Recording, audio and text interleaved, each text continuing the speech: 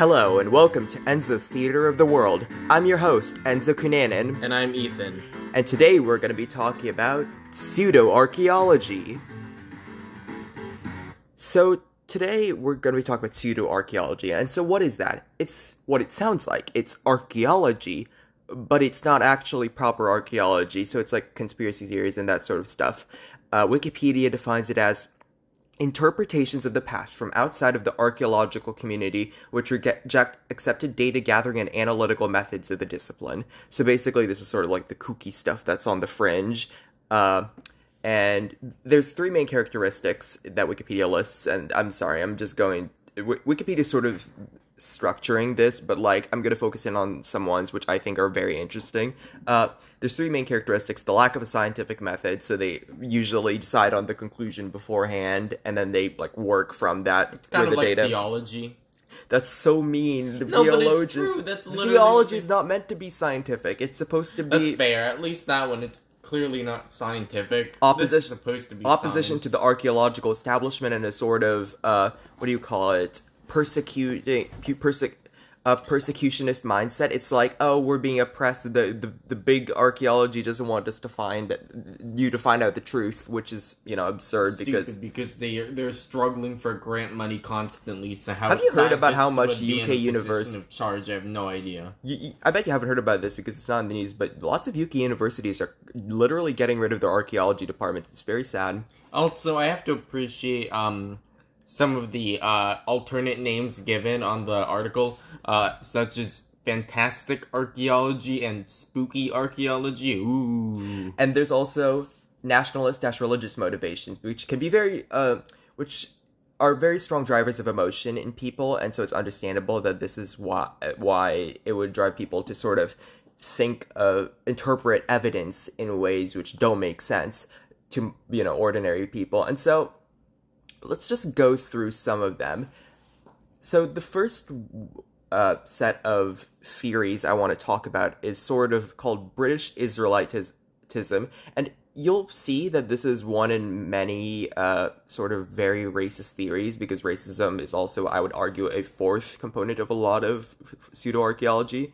And so British Israelites believe that that the 10 lost tribes of Israel, instead of, as the Bible says, being deported by King Sargon II of Assyria to the lands of the Medes in modern-day Iran and also Mesopotamia, instead of that, which the Bible says, the 10 lost tribes of Israel supposedly escaped there, and they went up through Russia into the north, and they went into Western Europe, and then they became the ancestor of not only the people of the British Isles, definitely, but also some argue all the other Anglo-Saxon folks and the Germanic peoples. So, so they claim that the people of the British Isles are quote unquote genetically, racially, and linguistically the direct descendants of these 10 lost tribes of Israel, and so they also argue that a lot of modern day Jews are not in fact the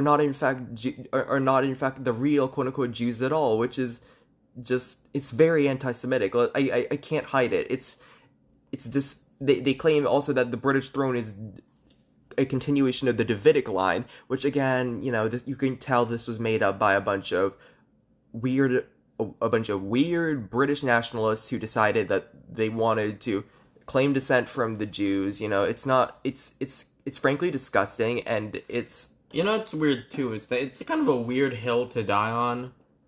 I mean, right, yeah, like, I guess. You've been doing just fine for years establishing your racial superiority without the involvement of being an Israelite, and now you want to, claim the identity of a people who throughout the Bible were consistently screwing up. That's kind of weird. Well, no, but that's what's sort of, I don't want to say heartwarming about them, but, it's like... I'm saying it's, not really a people you want to mimic, right?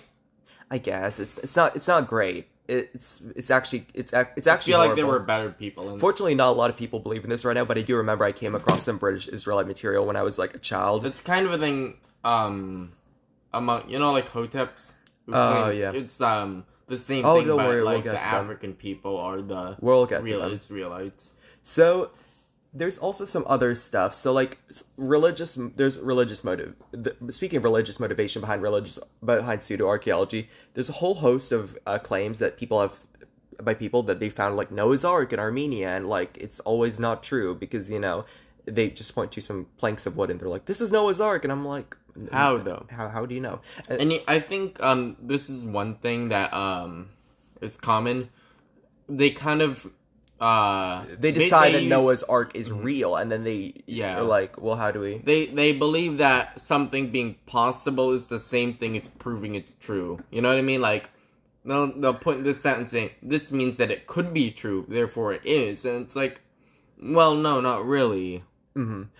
Yeah, that's not how that works. There's also some, there's actually a sort of subcategory of pseudoarchaeology called ooparts, or out-of-place artifacts, which are sort of artifacts that don't look like they should be there. And so then what pseudoarchaeologists do, especially on the History Channel, is they will list and describe these ooparts and then be like, draw your own conclusions. And I'm like, well, that's not... So for instance, there are some unusual artifacts in the world. Like, there was the Antikythera mechanism, which is the oldest example of an analog computer, which was made sometime between 150 and 100 BC, which literally had gears and could predict astronomical positions in eclipses decades in advance, and track the Olympiads and stuff. However, we know... We can trace how this was descended from ancient Greek technology and beliefs, primarily because it still relied on the idea that the Earth was at the center of the universe, so it's not like too big of a leap forward. If aliens were making it, I think they'd make it correct, is the thing, right? Yeah. Similar, there's some other things. So, like, for instance, this isn't an artifact, but it's a relief in a temple in Egypt called, in the city of Dendera, and it's supposedly, what do you see here? Okay, so it's very clearly a flower and then, like, a snake shooting out of it? Yeah, Wikipedia and modern archaeologists described it as the god Horus in the form of a snake emerging from a lotus flower, and that, What they see, and you can look this if you want, it's called Dendera light. Pseudo-archaeologists see a light bulb. Yeah, which, here's the thing, it only works as such if you look at it from far away, because if you actually zoom in, you can see the petals of a flower and the distinct face of a snake. So it's very clearly not, otherwise there wouldn't be such a face, but, pseudo-archaeologists really don't like to look at things too close. There's also, similarly, there are some other stuff like the Saqqara bird, and again, you'll notice a lot of these are from ancient Egypt, and we'll get to the end about why none of these seem to be from ancient Greece. And supposedly... How is that a glider? It's very clearly a bird. You can see an eyes and a beak. Oh no, it looks like a bird, but that's not a bird tail. So that just means it's stylized. This is a very weak argument from pseudo-archaeologists. Either that or it's a toy that's supposed to glide. Similarly, there are also, you may know this, these are the stone spheres of Costa Rica. They're just a bunch of big balls made of stone, weighing a bunch of tons. And so people are like, how could they make them? And also, they're so perfectly round. Even though they're not. They're not. They do look round, but, It's only round enough to look perfect, and it's not... Like, here's the thing. You can make... Like, all you have to do, really, is make a rough carving of it and then sand it down, right? Like, I don't know... Whenever you see something that looks too perfect to be handmade... Just take a look and see, and it probably isn't perfect. That's the thing. In fact, some ooparts are, in fact, just fake. The Ica stones, which were found in Peru, were supposedly a collection of stones which have engravings on them of, like, dinosaurs and advanced technology and, like, maps of the world and, like, open heart surgery, and they were founded by a native dude, and he was like, look, this was made by an advanced civilization, and then it turned out later he was just lying. He apparently produced a patina by baking the stones in cow dung, and then he actually created those carvings. At least he had, like, he sold them off. He put that in mind, like, oh yeah, I can't just carve it, I actually have to give it a patina. To this day, young Earth creationists, aka people who believe the Earth was created 6,000 years ago by God in 7 days literally, continue to believe the Ica stones are real, which... I don't know. Didn't the guy admit that he made them up? Yeah, but also additionally, the dinosaurs are pretty obviously sort of the ones you'd see. These constructions of dinosaurs are very much like the ones you see in '60s kids books. Okay, come on. That This T-Rex, is literally that not... T-Rex is standing way too upright like a kangaroo. It should be horizontal, not vertical. You know, if they had actually gone back in time and seen them. Yeah. Also, why would a civilization which was doing open heart surgery be carving on rocks? Yeah, that's no one explained that, and well, it could just be a traditional form of art. That's true. But I mean, we still do physical paintings in the modern world, but it's kind of moot anyway because it's fake. So sometimes archaeologists engage in outright fraud, and so this is a very funny scandal. It's the Japanese Paleolithic hoax. There's a dude named Shinichi Fujimura, or Fujimura Shinichi, depending on who you ask.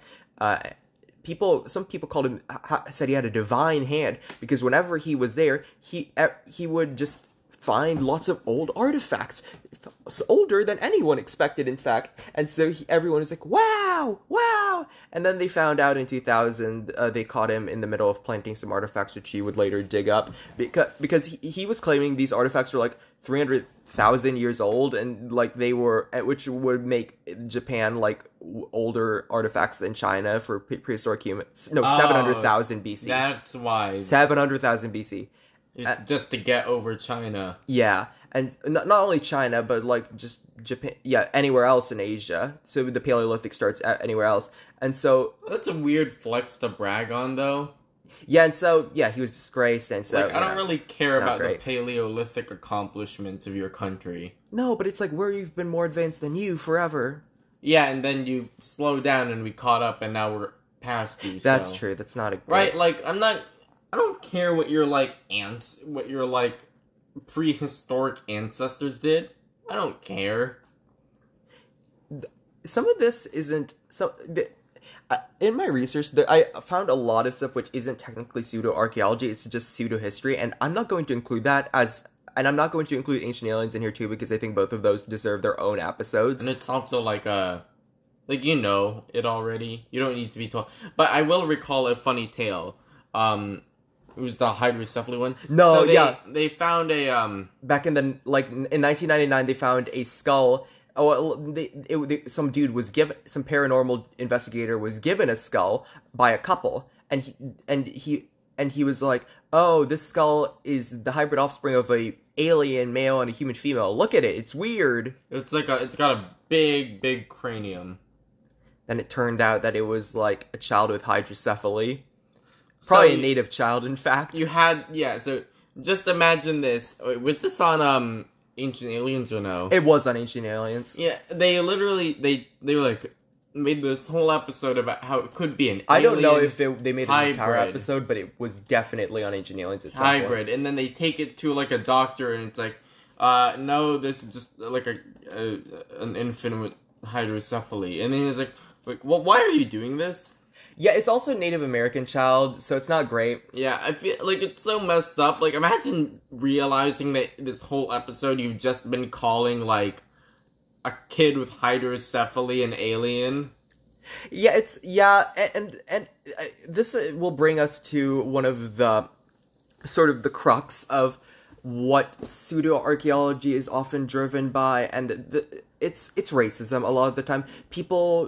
A lot of the pseudo-archaeology stuff is centered around Africa, Asia, and the Americas. Never in Europe, except sometimes. Sometimes they use Stonehenge. That's one. Yeah, but that's the one thing. Yeah, but that seems to be mostly out of cynicism. Most of the time, when it comes to pseudo-archaeology, it is in sort of POC I think it's places. Generally an attitude towards quote-unquote uncivilizing. That's why Stonehenge gets lumped in, because it's before England was quote-unquote civilized, so... Yeah, so similar... Like, is it the mounds in Pueblo or somewhere else that they were? I don't remember. But basically, like the mound building cultures. No, I can do this. Yeah. So the mound builders were, so there's these mounds in the Midwest, big mounds, like in Cahokia and Monk's Mound. It's what it sounds like. It's a very big man-made hill. I mean, don't get me wrong, those are tons of earth you have to move, and it's really, with hand tools, and you have to move those long distances and make shapes. It's a bit foolish to think that only the most civilized people could make a mound, Big mound. Except, of course, if you're a pseudo-archaeologist, in which case, this is a completely valid idea, because only a white person or an alien could have built that. Back in the 1800s, there was a popular theory that either the lost tribes of Israel had wandered over to the Americas and built the mounds, or maybe, like, mysterious white people.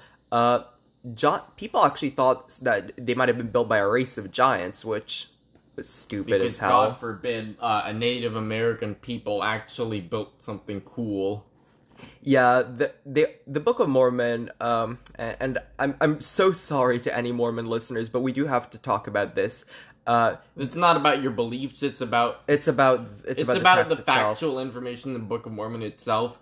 And we will concede that there's also don't get me wrong, there's factual misinformation in the Bible itself too. And there's also a lot of Mormon archaeologists who do have arguments against what we're about to say, but like most people. Okay, so the Book of Mormon claims, in short, that from what I can tell, and I'm so sorry, please correct us on Mormon theology if we're wrong. So the Mormon story. So like in 2600 BC or so, Jews fleeing the Tower of Babel, well, not Jews because Abraham wasn't born yet, some people fleeing the Tower of Babel, known as the Jaredites, went over to the New World, and they were the first people to colonize it. And then, in 587 BC, at the fall of Jerusalem, a bunch of Jews, guided by a miraculous compass known as the Liahona, fled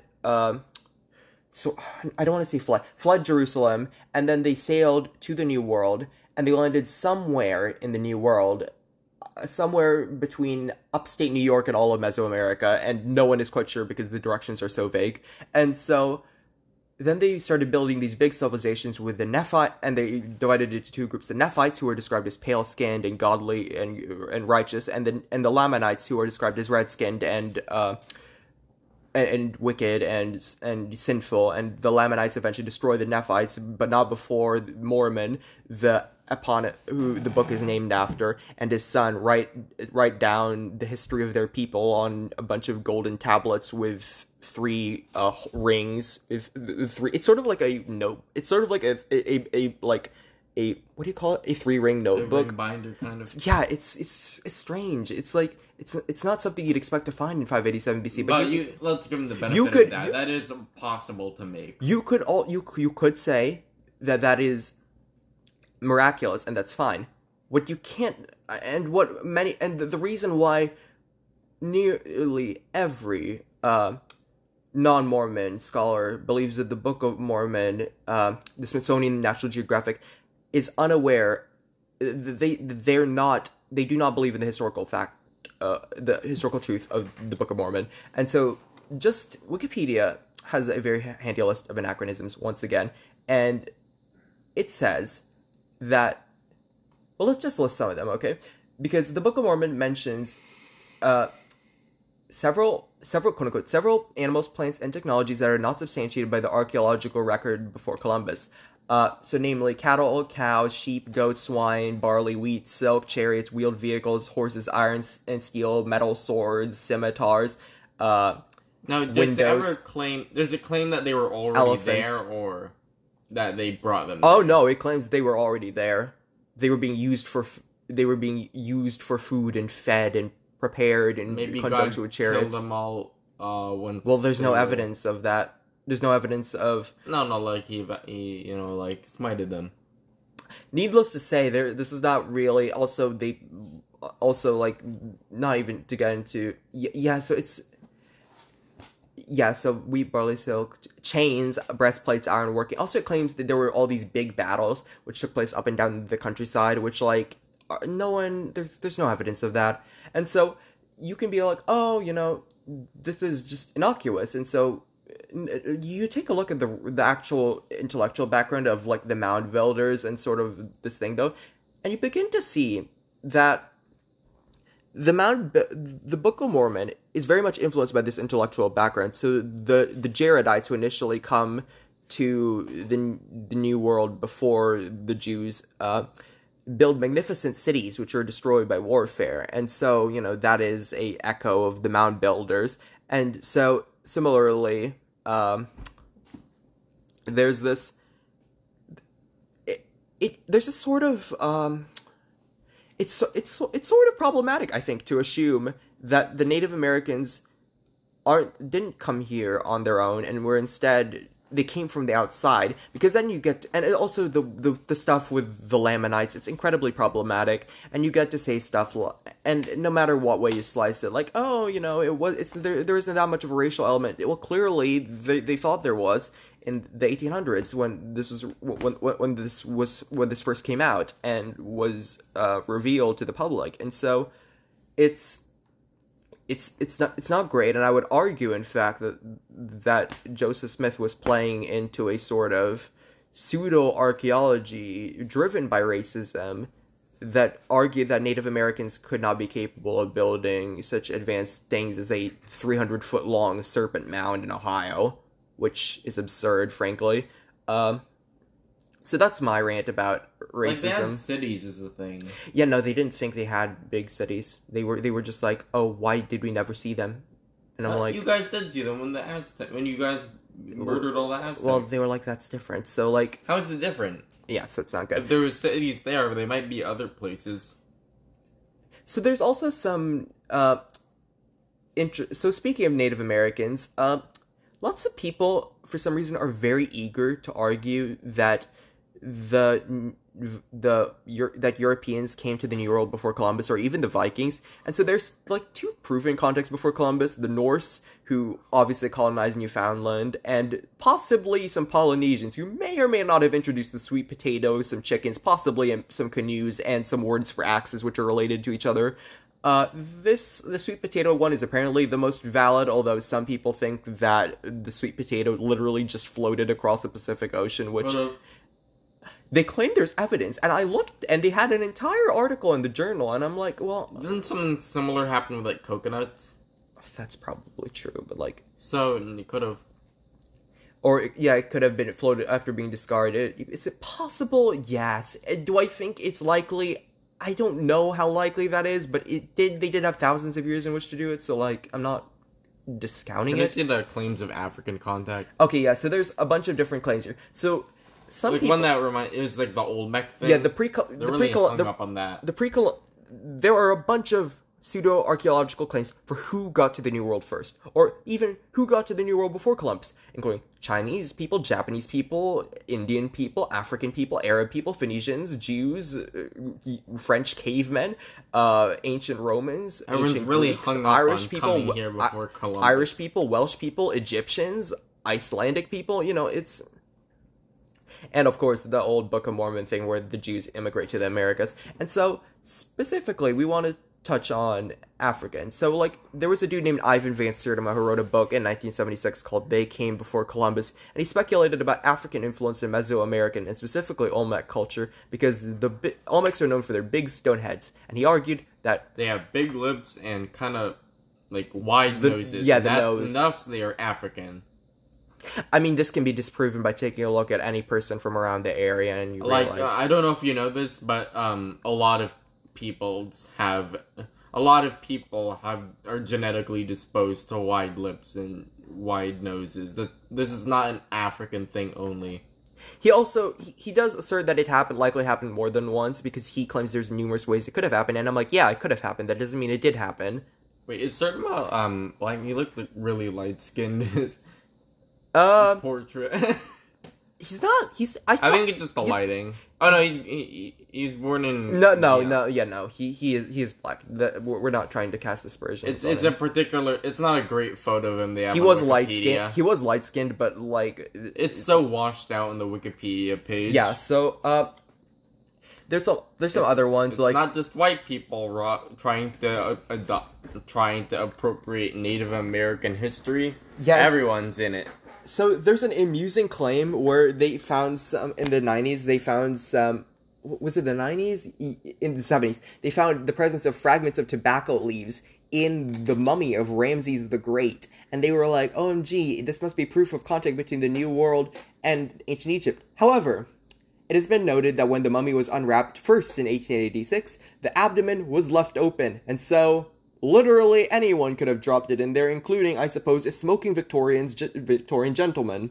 Yeah, I mean, everyone was doing tobacco and nobody had any any standards on how to not contaminate artifacts. So One Egyptian priestess named Henutawi was found to have traces of coca and nicotine on her, and so the researchers were like, well, clearly this is proof. Although I tend to, and I'm so sorry if you're listening to this, German researchers, but also, like, maybe look inside yourself. Is it possible that they were just doing cocaine and they didn't clean up as thoroughly as they thought? What year was this? This was... the 90s. 90s, yeah, of course. They were doing it. Yeah, that sounds... I mean... Everyone was doing it, come on. I'm not going to... Cocaine is the, elite drug of... Cocaine is the number one drug of all academics. So... Maybe Adderall, actually. So there's also some fun... there's some actually really fun... stuff about lost continents where Think like Atlantis. Yeah, basically stuff that's it was there and now it's not. But also it's like cousins Mu and Lemuria. So Atlantis, you all know the story. I'm not going to say it again. Big island, then it sinks. Well, you just said it again. That's not... We shouldn't have said it. And so there's a bunch of hypotheses for where it is. And so since we don't have any writings from Atlantis because it didn't exist, pseudoarchaeologists have been excavating all across the world or just theorizing to try and figure out where it came from. I imagine it's not too difficult now because you could really just search up a map of what like the sea levels were before they rose a bit, and then you can be okay. Around here, this was still up. Okay, it's here. And then pinpoint on a map. Thanks to Google, it's never been easier to make your own new fringe hypothesis on Atlantis. So, Plato is actually kind of descriptive of Atlantis, which some people are like, oh, this is proof. And I'm like, no, it's not. But you can't take Plato's information for... Atlantis is introduced in Plato's dialogue, the Timaeus, where he claims to quote the Greek philosopher Solon, who visited Egypt supposedly, and supposedly heard this from an Egyptian priest who may not even have existed in real life. Mind you, Plato is writing this 200 years after and supposedly the Atlantis sunk 9,000 years before Solon, which is absurd considering there was no agriculture in most of Europe at the time. So the story about the Atlanteans facing off against Proto-Athenians is complete nonsense, therefore, because they couldn't have formed a city-state because they didn't have farms. Atlantis is described, it's circular with these concentric rings, and then additionally it's also it's to the west of Spain, and it's larger than Libya, which is North Africa, and Asia, which presumably, if the smallest it could be is Asia Minor. So bigger than North Africa and Asia Minor combined. Okay, so where do people think Atlantis is?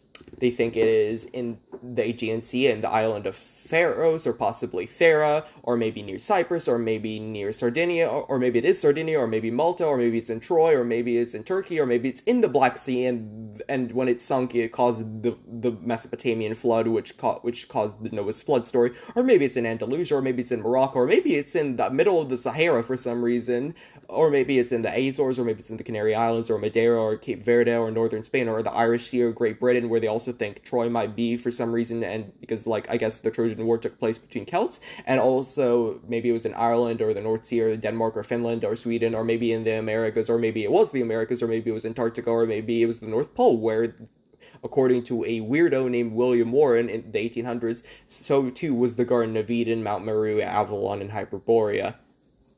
What the hell? Genuinely, what the hell? That's a lot of effort to prove something that... And I think you could...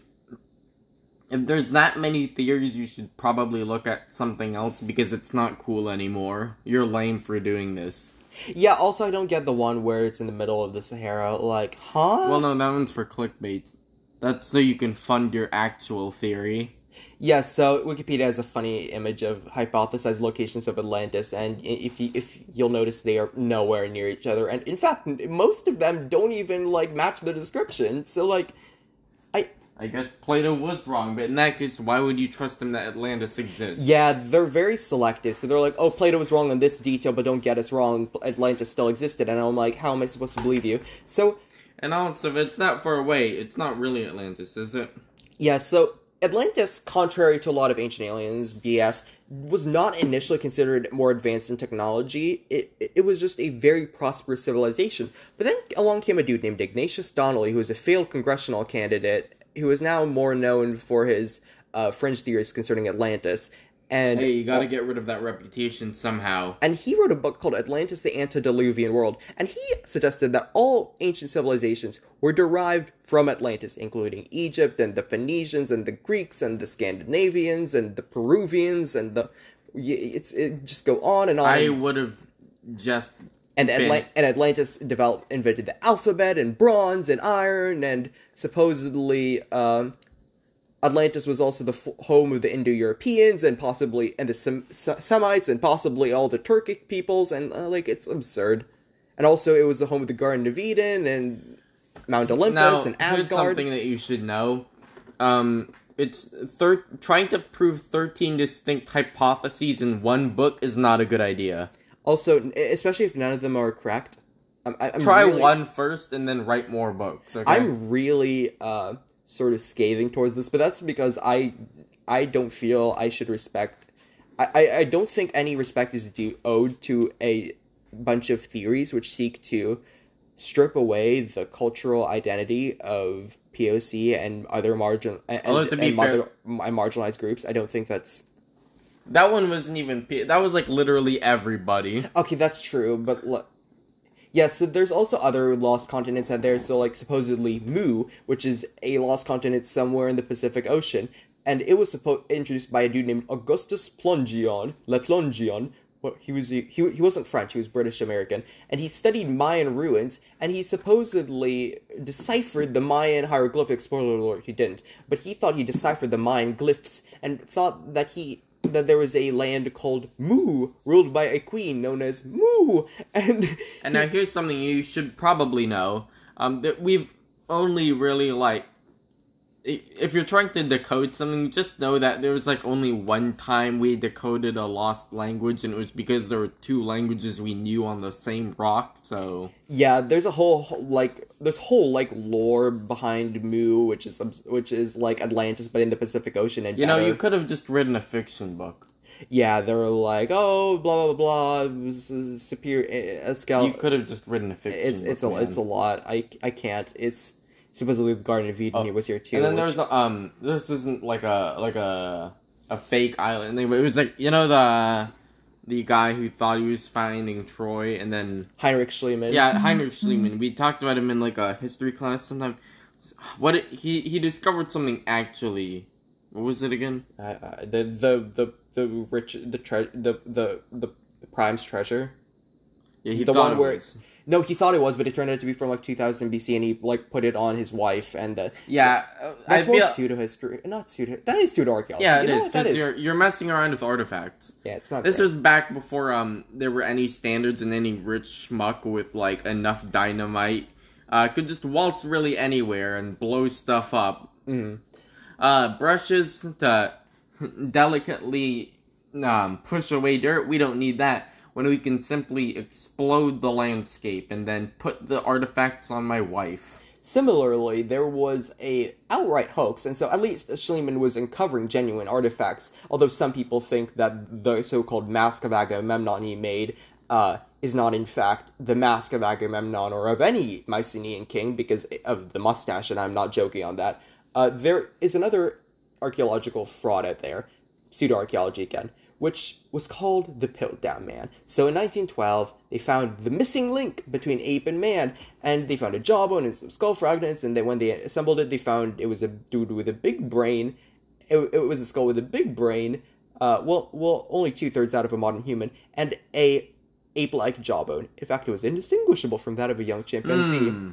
Indistinguishable, you say? And so people back then thought that human evolution began with the brain, at least in England, because they were like, well, it would be horrifying if we started walking upright, and then only developed the brain. And so they were like, oh no, this must be the missing link, and so they called it Eoanthropus dawsoni, or Dawson's Dawn Man, because it's the dawn of man. And so there were a number of reasons why the British were so keen on accepting this.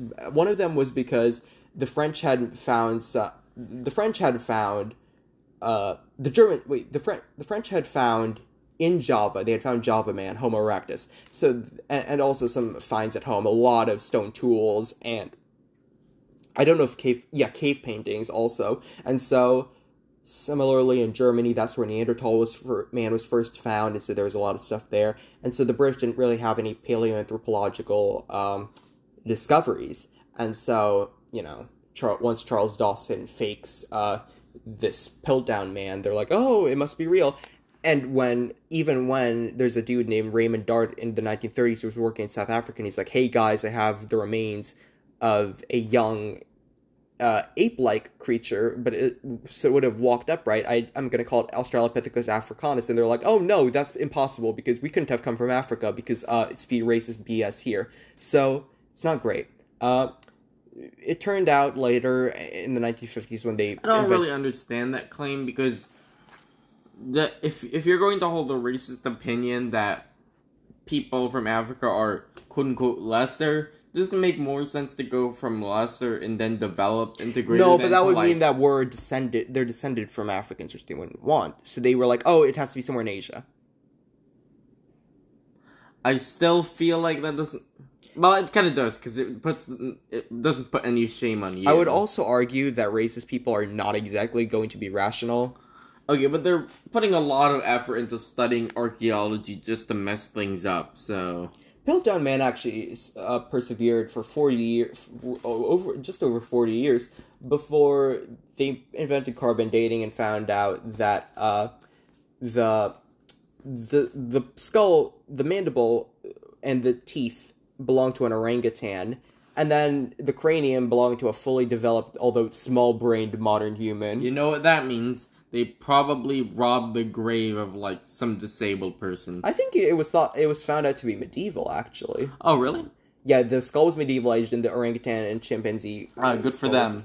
They have a little more morals than I thought they would, because, it's... They robbed a centuries-old grave. It's not great. It's 1912 Britain. I thought they were just going to, steal some mental patient's skull. I think they outlawed grave robbing by then. It was a whole thing with the Burke and Hare situation. But, yeah. So in addition to all of that, there's one final piece of pseudoarchaeology I want to talk about, and it is called Fingerprints of Fingerprints of the Gods. And I'm sorry that there's so much stuff we haven't talked about, like the Nazca lines and Easter Island and stuff, but to summarize it, a lot of that, archaeologists, real ones, have already figured out ways that they could have done that without aliens. And a lot of them, are tied into ancient aliens anyway, so I feel like we're going to have to talk about that some more. But in essence, there's usually an explanation for how they could have done it with primitive technology.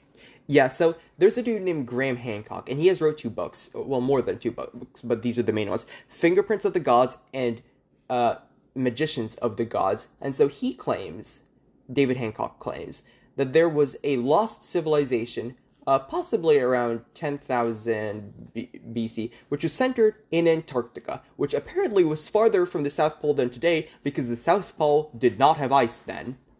And how does he know this? He knows this from an old map made by a Turkish admiral called Piri Reis, which supposedly... Wait, he's trusting old maps? Those things are constantly wrong. It's from an ancient source, which could have, he theorizes, been from the maps of the lost civilization. Yeah, but except everything back then was wrong all the time. If you take a look at the actual map, you'll notice that he claims this part is Antarctica when it is very clearly the part of South America. So,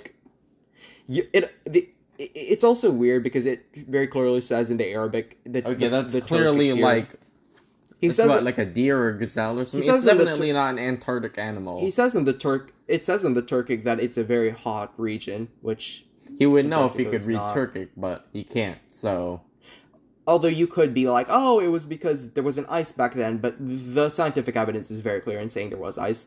He claims there wasn't ice because there was a... Well, if it mainly just because there was the whole thing falls apart. Because there was a pole shift which caused Antarctica to go further towards the South Pole, which there's no evidence of that. But anyway, he claims that this lost civilization left fingerprints, as in the title, in ancient Egypt and in the Americas, amidst the Olmec, Aztec, and Maya. Keep in mind that Aztec was formed in the 1300s, so I don't know why, again, this is this sort of cavalier disregard for chronology, especially with native peoples, because you think, oh, they're all one monolith, there's no change in them. That is wrong! And again, Aztecs were honestly kind of late, 1300s. So he claims that sometime around the end of the last ice age, this civilization ended in cataclysm, but it passed on to its inheritors profound knowledge of things like astronomy and architecture and mathematics. And around the last ice age, then how did they influence the Aztecs if they started in the 1300s? Because they influenced the Mesoamericans, who then went on to be the Olmec and the Maya, and then later the Aztecs. He claims in his later book, Magicians of the Gods, he explains how this happened. And so he claims that there was he latches onto this very controversial hypothesis known as the Younger Dryas impact, which claims that fragments of this large disintegrating asteroid struck most of the old world around 12,800 years ago, which it's disputed, very disputed, in fact. And he claims that this would have will cause widespread destruction, climate change, and sea level rise. And so supposedly the survivors of this catastrophe dispersed across the world to pass on the knowledge of their much lost civilization. And he links this to Göbekli Tepe, the Neolithic archaeological site, and the Great Sphinx and the pyramids, both of the latter, which he claims are way older than the accepted date of 2500 BC. He also claims that this comet was the origin of various flood myths, and yeah, no, that's absurd. That is absurd. You know your book is pretty bad when they describe it as ludicrous but entertaining. Oh, and obviously I don't believe in Mr. Hancock's fairy tale, and Risible and sure to sell from Kirkus reviews. So it's not great. Graham Hancock has carved a niche out for himself by, he goes on Ancient Aliens every now and then while claiming he is not an Ancient Aliens theorist, which I don't think he is. He just likes to go on there to spout stuff about lost civilizations, and then they can tie it into Ancient Aliens. So, but it could be worse. He could be a white supremacist. Whew. Well, you could argue. Yeah, well, it's like very, it's by proxy. It's not really his fault. When you keep filling your book up with stuff like the possibility. When you keep filling your book up with weird quotes like,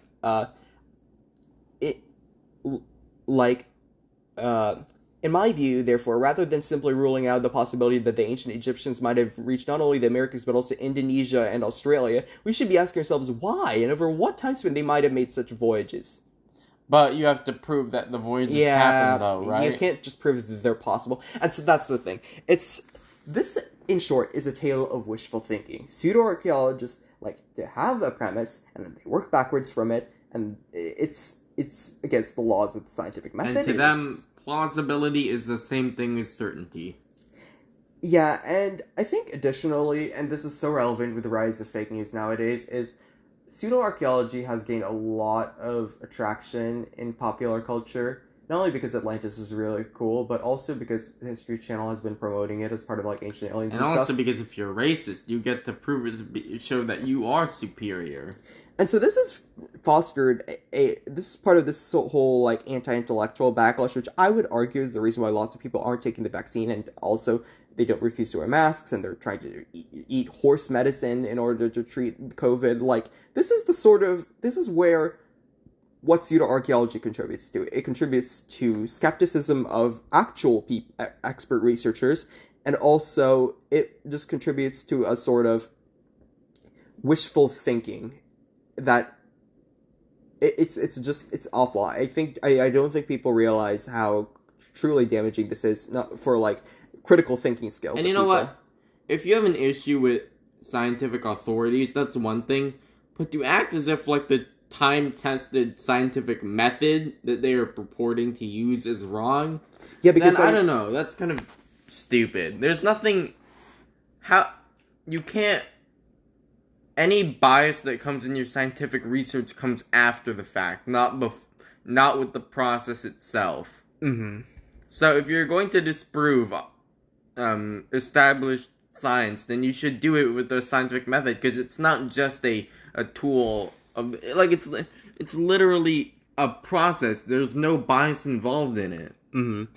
Yeah. So that's it for this week, and so next week we are going to be talking about...